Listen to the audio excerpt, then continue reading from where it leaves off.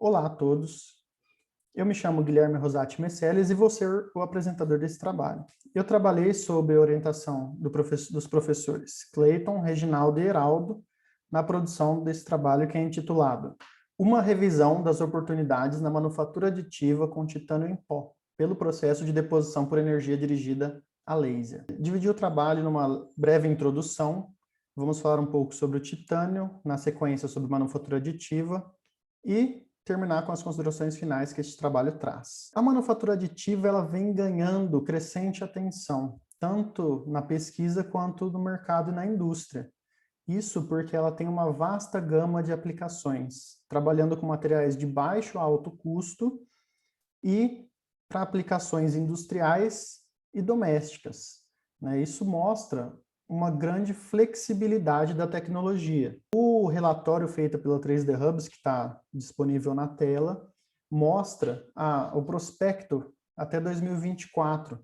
Então, se espera que este mercado, que atualmente está em torno de 15 bilhões de dólares no mundo, praticamente dobre, mesmo na previsão mais pessimista, dentre todos os outros relatórios que são apresentados. O titânio ele é o 9º elemento mais abundante no mundo e o 4º entre os metais estruturais.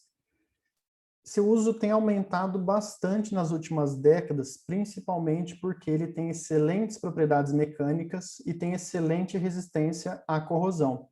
Algumas das aplicações, podemos exemplificar como a biomedicina, por causa da alta biocompatibilidade desse material, as indústrias petroquímica e eletrônica, principalmente na área de sensoriamento na eletrônica, pelo seu alto grau de resistência à corrosão, na área militar, pela sua alta resistência e baixo peso, para a fabricação de chapas em armaduras e blindagens, e também na fabricação como um todo de aeronaves e espaçonaves, esse material é muito utilizado.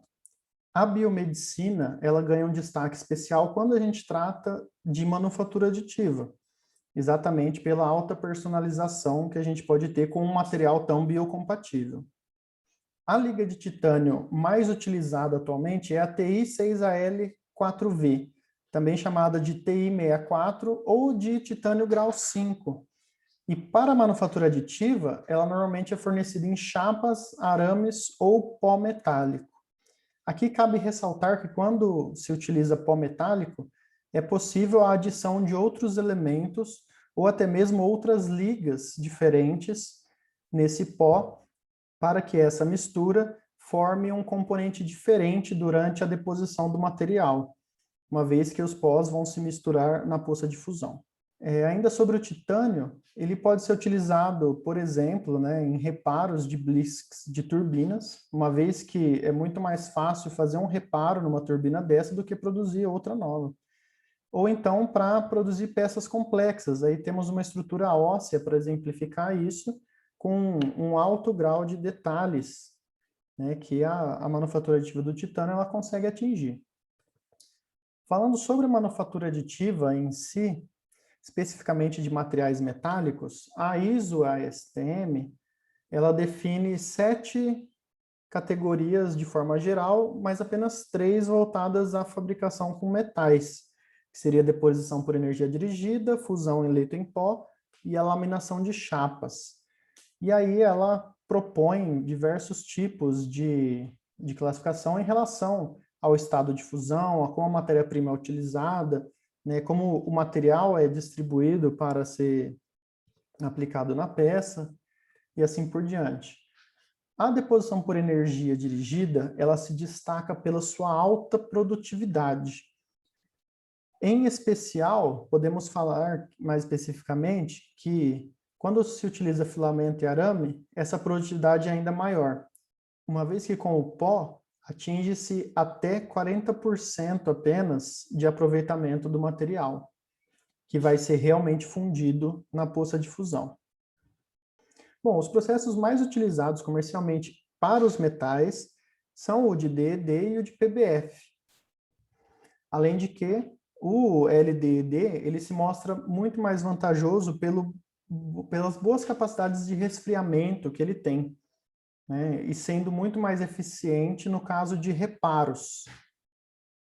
Também apresenta melhores resultados em peças com geometrias complexas fabricadas por esse processo. Aqui temos uma ilustração do processo de LDED, né, onde podemos ver que o pó que é depositado, sendo fornecido por um bocal, ele é carregado pelo gás de proteção, que também serve para fazer a proteção da câmara do laser, o laser que faz ocorrer a fusão, na poça de fusão, né? Então, esse pó ele vai ser fundido e depositado sobre um substrato. E, consequentemente, ele vai ser adicionado camada a camada até formar a peça pronta, né?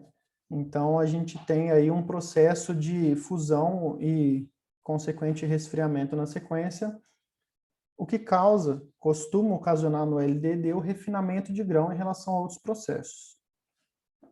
Utilizando o LDD, né, ele é muito utilizado para a fabricação, por exemplo, de protótipos, ele é muito eficiente para reparos e personalizações de peças prontas, devido à sua flexibilidade, e ele pode ser usado para peças inteiras, né, principalmente aquelas com geometrias mais complexas, como já comentado, ele acaba sendo mais eficiente. Porém, tanto o LDD quanto qualquer outra manufatura aditiva, ele não é recomendável para produções em larga escala.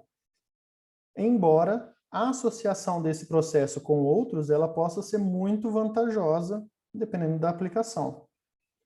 Um exemplo de associação é associando esse processo com uma refusão. A refusão ela pode ser feita no próprio equipamento que foi feita a deposição por uma manufatura aditiva, né, por já ter o laser e o gás de proteção que será utilizado. Neste trabalho, foi variado o gás de proteção utilizado durante o processo de refusão superficial e isso alterou a dureza, dando a possibilidade de fazer uma peça funcional, totalmente pronta, dentro de um único equipamento. Este processo também pode ser associado com a usinagem ou microusinagem, que vão servir para dar um acabamento melhor na peça ou melhorar a exatidão de medidas. Estudos têm mostrado que a usinagem e a microusinagem é vantajosa quando se fala em manufatura aditiva das peças, porque normalmente peças fabricadas por manufatura aditiva apresentam uma menor força de corte, ou seja, tem uma melhor usinabilidade, principalmente por causa do refinamento de grão. Isso para a microusinagem é uma grande vantagem, porque se trabalha com fresas muito pequenas, então quanto melhor a usinabilidade, ou seja, quanto menores as forças de corte, melhor vai ser para a microusinagem. Menos desgaste de ferramenta, menos quebra de ferramenta. E a gente tem aqui ilustrado um aparato experimental, né, que está trabalhando com uma microfresa, e ao lado alguns resultados obtidos, comparando a microusinagem num material de titânio extrudado contra um material produzido por feixe de elétrons, né, que é um outro tipo de manufatura aditiva, mas ainda assim está dentro do propósito. E isso se mostrando que as forças de corte realmente são menores, quando trabalhamos com material fabricado por manufatura aditiva. Um outro objetivo de se utilizar a microusinagem pode ser para criar microtexturas na superfície da peça.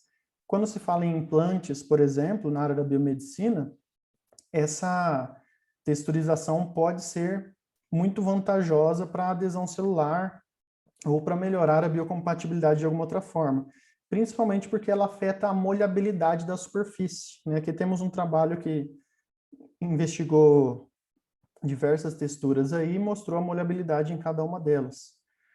Isso também pode ser melhor investigado para o titânio, por exemplo. Como considerações finais, foram identificadas duas grandes e principais oportunidades de estudo. A primeira é estudar a influência de diferentes combinações de gases de proteção durante o processo de manufatura aditiva. Pouco eu vi sobre, além daquele trabalho sobre refusão, pouco eu vi de estudos que fizeram essa análise em relação ao gás de proteção. Também poderia variar o pó metálico, mas o principal objetivo desse tema seria investigar essa variação do gás durante todo o processo de manufatura e não só do recobrimento, né, possibilitando estruturas internas diferenciadas. Outro ponto é investigar essa microtexturização superficial em peças de titânias que forem fabricadas por LDAD, para ver se essa vantagem da diminuição na força de usinagem, ela também se apresenta nesse tipo de processo, né? Uma vez que ele é bastante flexível e é mais barato do que o processo de feixe de elétrons, se essa for uma correlação válida, né, é um trabalho muito promissor. Foram identificadas ainda 2 oportunidades secundárias. Foram classificadas assim porque são basicamente continuar estudos que já vêm sendo feitos, né, mas que podem ser aprofundados. Então, eu aponto o aperfeiçoamento dos sistemas de fornecimento de gás de proteção e alimentação do pó metálico, para que seja possível mistura de gases, misturas de pós metálicos feitos de forma dinâmica durante a impressão 3D por completo. Eu vi pouquíssimo material sobre isso e é um estudo interessante para avaliar essa viabilidade. E outro é avançar nos estudos dos parâmetros de configuração do processo de manufatura aditiva, utilizando titânio. Como que os parâmetros de manufatura aditiva interferem nas propriedades finais da peça, inclusive na usinabilidade, né? Com titânio, isso é pouco explorado ainda e ainda há campo para muita exploração. Por isso foram considerados secundários, mas também são campos importantes. No geral, gostaria de agradecer ao Laboratório Lapras, da USP de São Carlos, e ao grupo de pesquisa do NUPEM, do Instituto Federal de Votuporanga, pelo apoio, né, a este trabalho e pelas correções e revisões que os professores fizeram para mim. Agradeço a todos, muito obrigado, meu contato está na tela e estou disponível para as perguntas.